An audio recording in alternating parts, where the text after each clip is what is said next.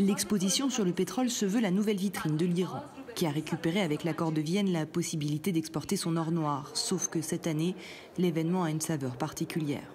Ce représentant d'une PME française spécialisée dans la pétrochimie a suivi depuis Téhéran le discours de Donald Trump et il ne cache pas son scepticisme. Ça crée surtout une période d'incertitude, donc on ne sait pas trop où on va.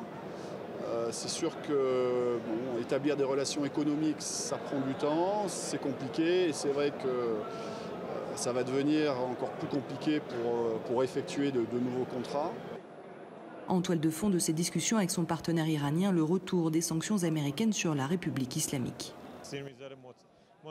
Le plus important, ce sont les relations bancaires. Les banques ont peur des États-Unis et les Européens ont une relation privilégiée avec les États-Unis. Et ça a toujours été comme ça. Et on le voit là, on le sait même, avant la prise de parole de Donald Trump, il y a des conséquences sur notre industrie et sur notre commerce.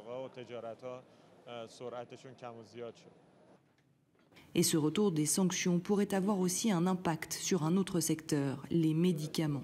Ce pharmacien se souvient des années sombres lorsque trouver certains soins comme la chimiothérapie était presque impossible.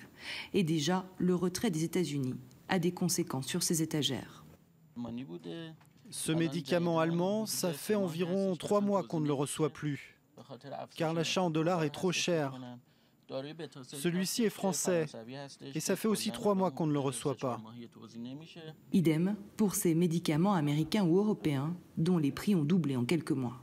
Il va y avoir encore plus de restrictions car il y a 4-5 ans, durant les sanctions, à chacun de nos clients qui venaient dans cette pharmacie, on leur répondait non, on n'a pas ce médicament.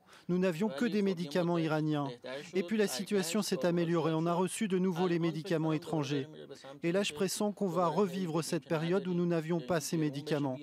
Et c'est devant la dernière ambassade des États-Unis d'Iran qu'une minorité d'Iraniens s'est rassemblée pour protester contre la décision de Donald Trump.